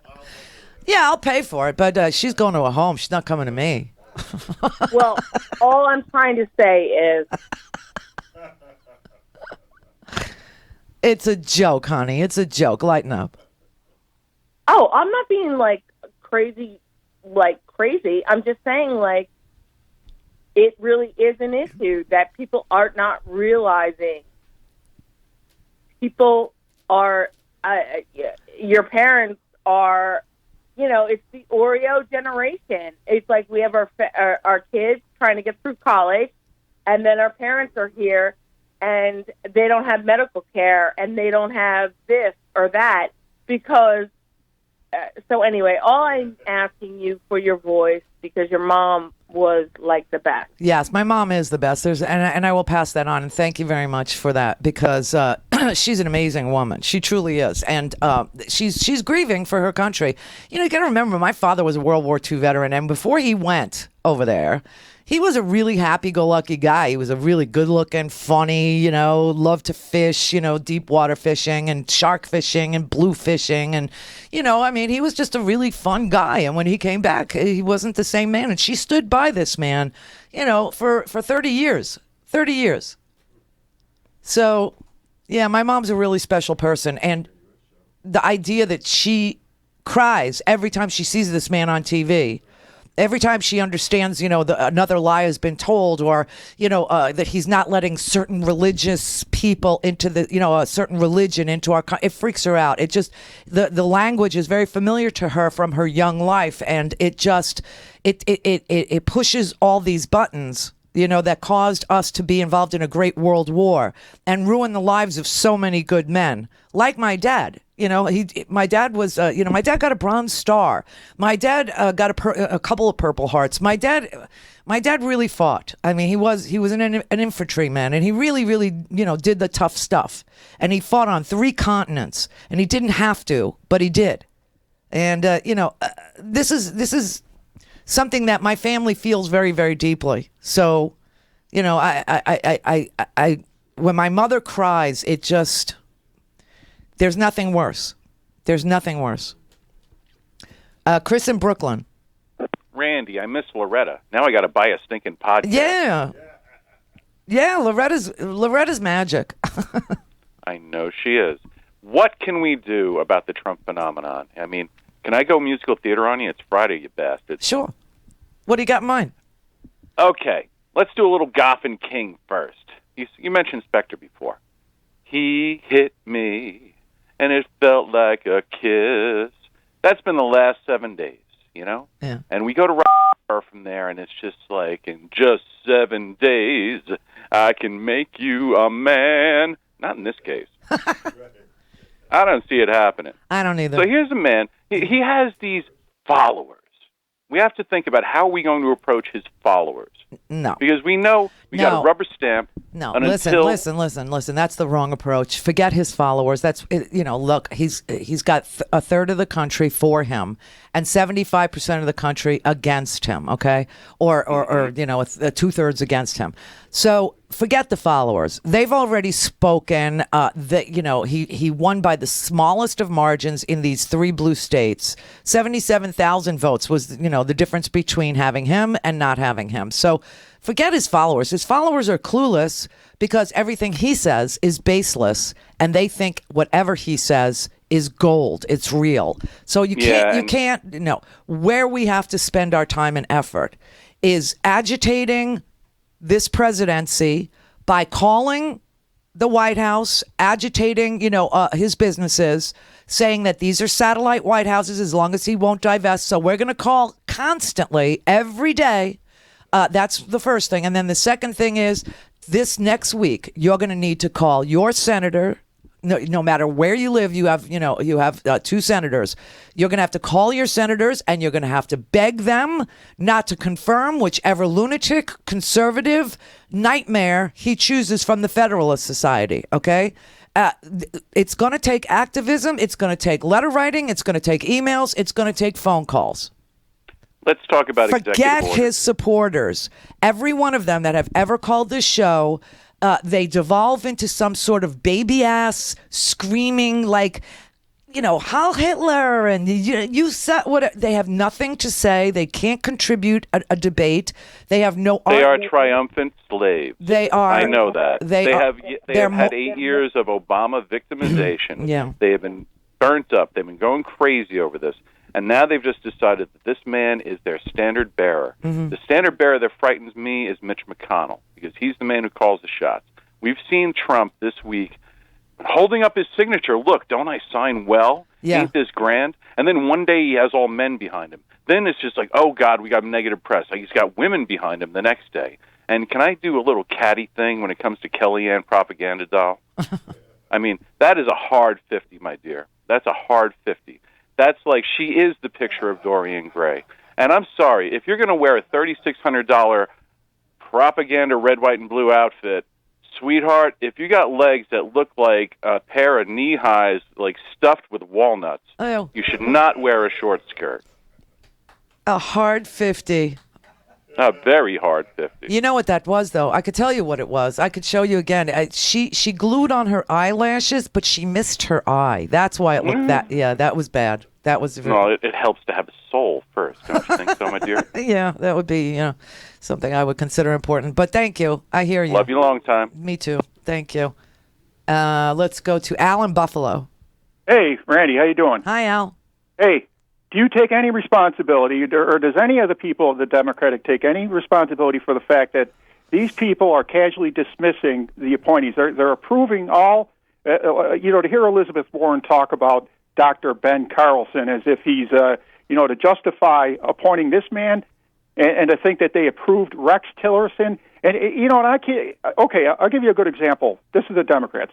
They fish you in for a petition. Okay, I finish the petition, and then it says if you don't contribute, because it says you haven't finished, you have to commit to a donation. What is their problem? They just cannot seem to attract people, the voters. I mean, one thing is to organize a petition, but to think that you cannot even finish the petition. In order to finish the petition, you would have to commit to a donation, no matter what. Where are you? What Every Democrat, because I'm getting mail. I open up the mail, and I'm thinking, it's from Kirsten Gillibrand, okay? Yeah. And all they want is money. All they want is money. Now, how do you explain how they completely screwed up the primary? I voted for Hillary, okay?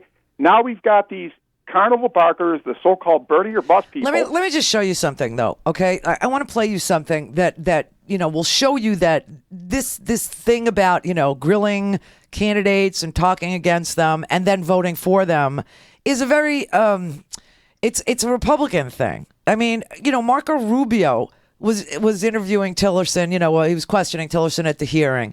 And he asked him, if he thinks that Vladimir Putin's a war criminal and blah, blah, blah, and he's a murderer and a thug and all this.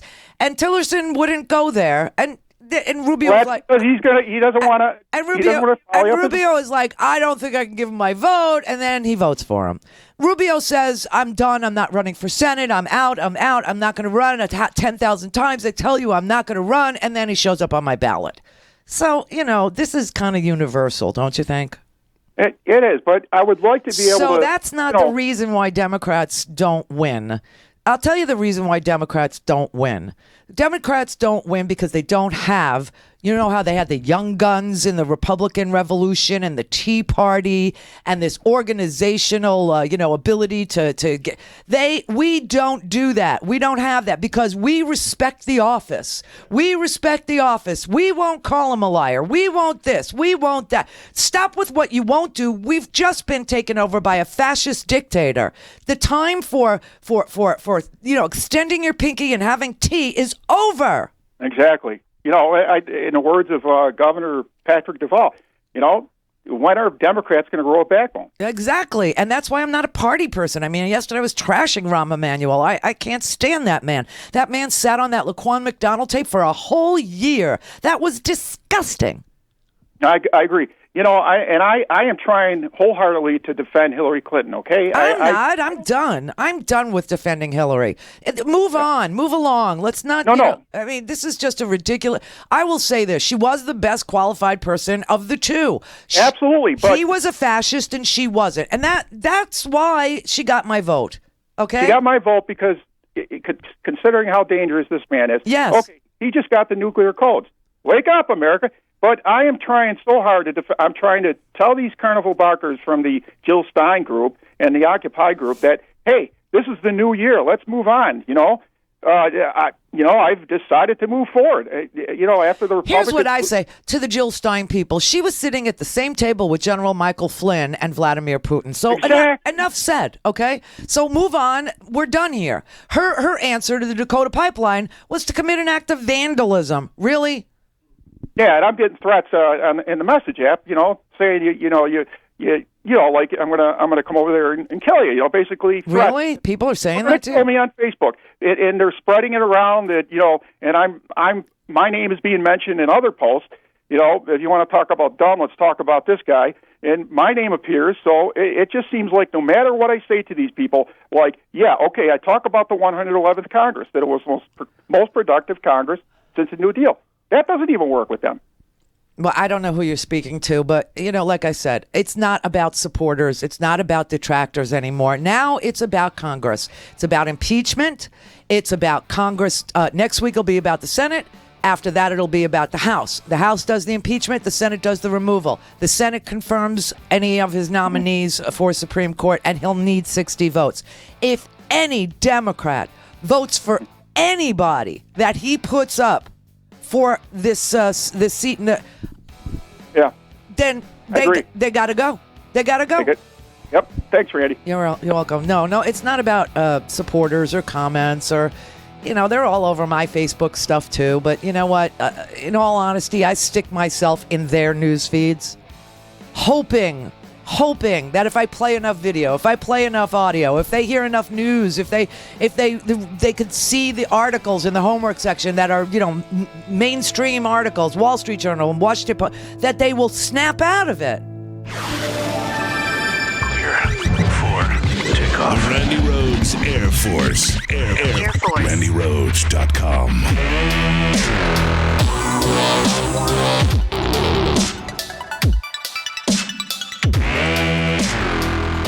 Try and get up every morning, day after day, and work for a living. Let's see him try that.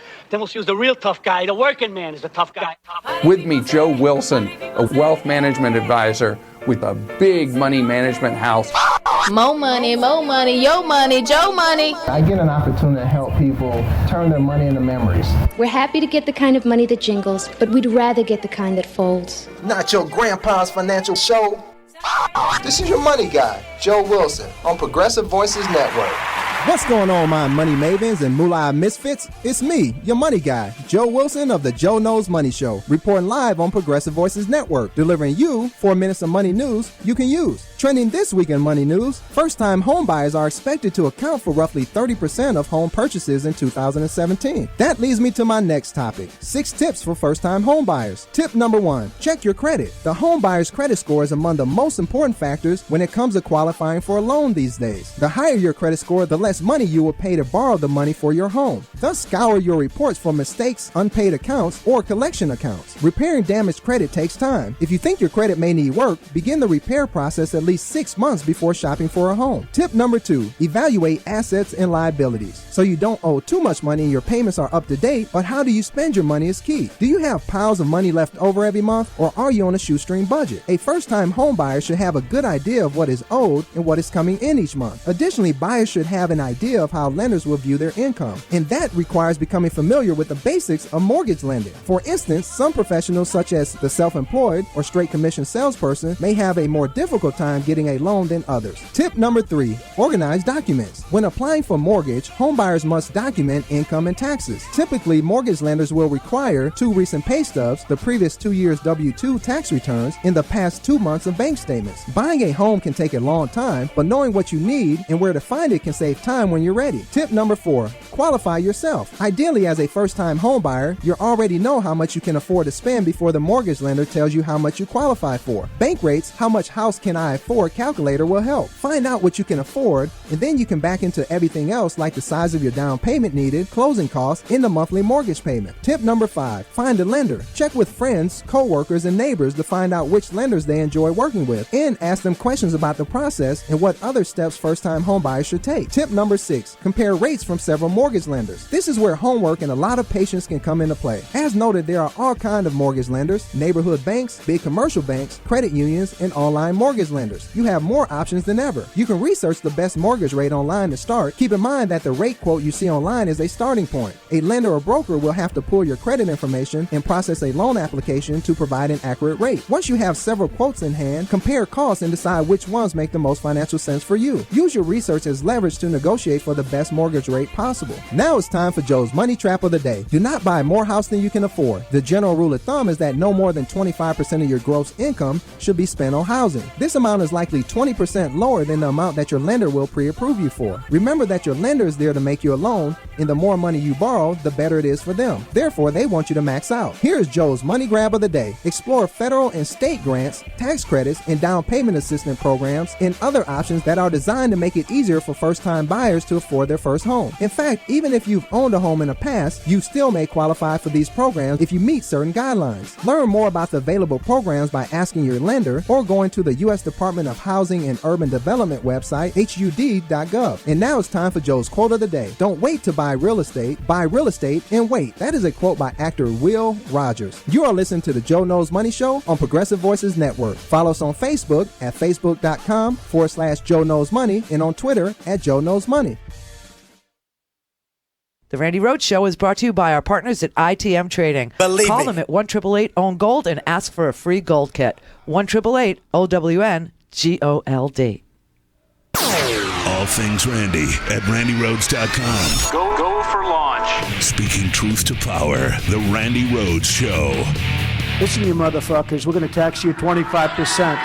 All right, so here's what I was telling the caller about. This was Marco Rubio questioning Rex Tillerson about Vladimir Putin being a war criminal. Vladimir Putin, a war criminal.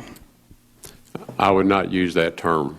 Well, let me describe the situation in Aleppo, and perhaps that will help you reach that conclusion. In Aleppo, Mr. Putin has directed his military to conduct a devastating campaign. He's targeted schools, markets, not just assisted the Syrians in doing it. His military has targeted schools and markets and other civilian infrastructure. It's resulted in the death of thousands of civilians. This is not the first time Mr. Putin is involved in campaigns of this kind. Back when he was just appointed prime minister before he was elected, and I'm sure you're aware of that period of time, there was a series of bombings, and they blamed it on the Chechens. And Mr. Putin personally said that he would punish them, and so he ordered the Air Force to bomb the Chechen capital of Grozny. They used Scud missiles to hit hospitals, the city's main outdoor market, packed with shoppers. 137 people died instantly. They used thermobaric and fuel air explosive bombs. These are the bombs that ignite, and they burn the air breathed in by people who are hiding in basements. They used cluster munitions. He used battlefield weapons against civilians. And when it was all said and done, an estimated 300,000 civilians were killed, and the city was completely destroyed. By the way, there's credible body of reporting, open source and other, that this was all those bombings were part of a black flag operation on the part of the FSB. And if you want to know the motivation, here's what it is. Putin's approval ratings before the attacks against the Chechens was at 31%. By mid-August of that year, it was at 78% in just 3 months. So based on all this information and what's publicly in the record about what's happened in Aleppo and the Russian military, you are still not prepared to say that Vladimir Putin and his military have violated the rules of war and have conducted war crimes in Aleppo. Now, those are very, very serious charges to make, and I would want to have much more information before reaching a conclusion. He does business I with them. understand there is a body of record in the public domain. I'm sure there's a body of record in the classified domain. And I think in order to deal with a serious question like this, Mr. Tillerson, what's happened in Aleppo is in the public domain. The videos and the pictures are there. Fully informed before advising the president. Well, I encourage you. There is so much information out there about what's happened in Aleppo, leaving the Chechen issue aside. What happened there is clearly documented as well. There's so much information out there. It should not be hard to say that Vladimir Putin's military has conducted war crimes in Aleppo, because it is never acceptable, you would agree, for a military to specifically target civilians, which is what's happened there through the Russian military. And, I find it discouraging, your inability to cite that, which I think is globally accepted. I want to, in my last All right, then. So that was a yes vote. Did that sound like a yes vote? Yeah, that was a yes vote. Give me a break. I promise you, Mr. President, that was a yes vote. He's a jackass. I know, but that's what he did. He said to the new incoming Secretary of State, if you don't consider Vladimir Putin a murderer, a thug, and a war criminal, well, I just can't give you my vote until I can. And he did vote for him. I don't know Putin. He said nice things about me. If we got along well, that would be good. If Russia and the United States got along well and went after ISIS, that would be good. He has no respect for her. He has no respect for our president. And I'll tell you what, we're in very serious trouble because we have a country with tremendous numbers of nuclear warheads, 1,800, by the way, where they expanded and we didn't. 1,800 nuclear warheads, and she's playing chicken.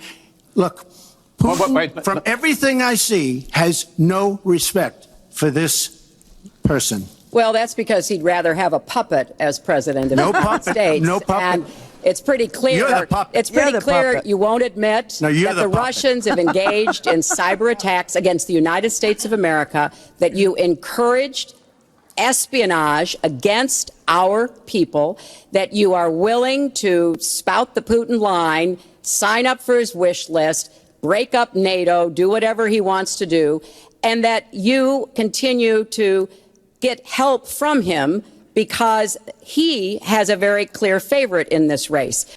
Now, she tried. She tried. But they just called her a liar. Tomorrow, they're going to talk to each other. Putin and Trump, if they haven't already, And he won't be able to say he doesn't know that Vlad's a murdering thug. In fact, John McCain today, who I believe voted for Rex Tillerson too, also said, well, I hope that when he gets on the phone with Vladimir Putin tomorrow, he understands he's talking to a murderer and a thug and a war criminal. But it's a yes for me. It's beyond twisted. All right, Brother David, you'll probably have the last word. Someone tell the story, someone sing the song. Every now and then the country goes a little wrong. Every now and then a madman's bound to come along. Doesn't stop the story, story's pretty strong. Doesn't change the song.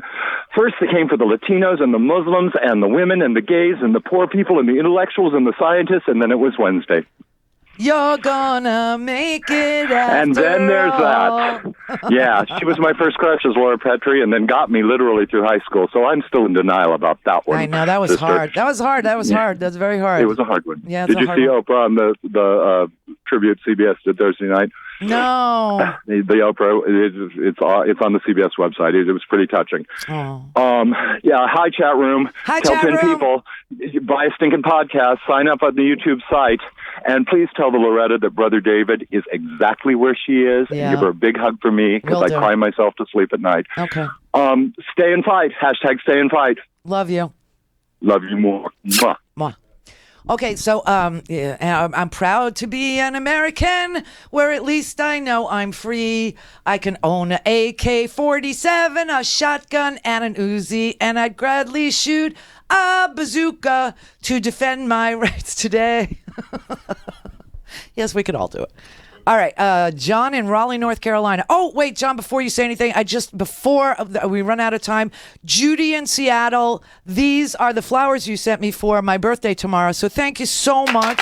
And happy birthday. Thank you. I'm glad we didn't say anything at the beginning of the show because it would have been a whole day of happy birthday, and, I'm over it. All right, so John in Raleigh, hello. Hey, Randy.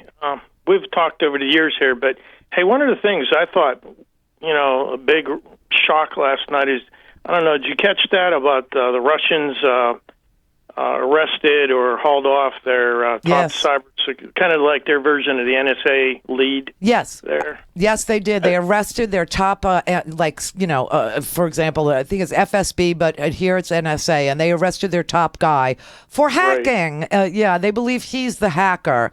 So, polonium, anybody? Yeah, that's, the kind of perhaps was somewhat exposed in some of the sources and methods that we exposed. Hey, listen, I'm not done with Comey. I'm not done. I don't think he's done. I still think Comey's going to be my boyfriend. I mean, I could be, wishfully. Flynn too. I could be wishfully thinking. I will be wishfully drinking in about a minute and a half, but I still want him to be my boyfriend. So we'll see. But yes, I saw that arrest, and it was pretty interesting to say the least. I think that's something to watch here. I think I do too. More of that coming. I think you're keep right. Up the great. You keep it up. You keep it up. You're the man, and it's my birthday. Woo! All right, everybody, listen, have a great weekend. God knows I will. I will deliver all those wonderful messages to Loretta, who is going to relive my birth tomorrow morning on the telephone. And I laid there with you for 36 hours, and you didn't want to come out. And I say every time, that was my sister. Oh. Buy a Stinking Podcast.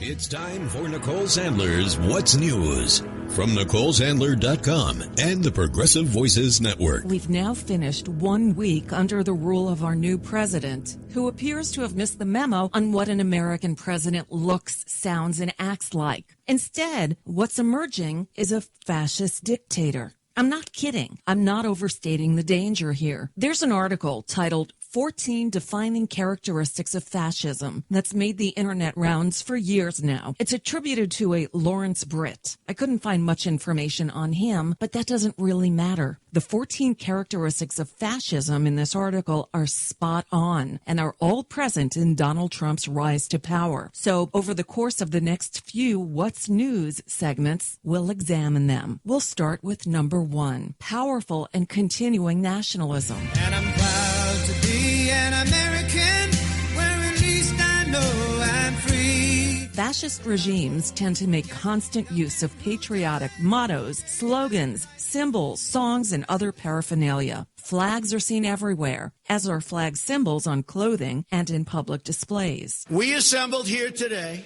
are issuing a new decree to be heard in every city, in every foreign capital, and in every hall of power. From this day forward, a new vision will govern our land. From this day forward, it's going to be only America first. Disdain for the recognition of human rights.